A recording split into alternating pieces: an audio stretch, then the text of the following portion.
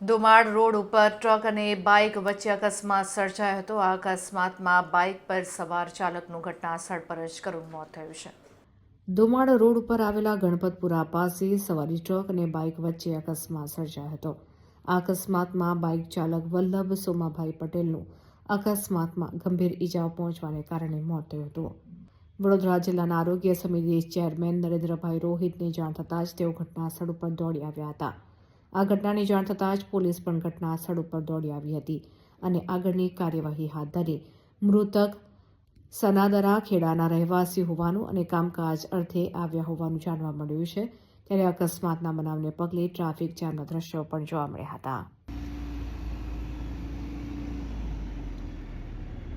સમાધિ સાવલી જતો રોડ ગામ દુમાડ ગણપતપુરા પાસે અકસ્માત થયું જાણ થતાં હું અહીંયા દોડી આવ્યો હતો।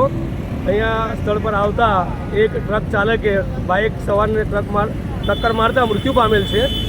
એ મૃત્યુ પામેલનું નામ વલ્લભભાઈ સોમાભાઈ પટેલ છાસરા ગામના છે અને સ્થળ પર જ મૃત્યુ પામે છે। પોલીસને જાણ કરતાં પોલીસ આવી છે। પોલીસની કાર્યવાહી ચાલુ છે।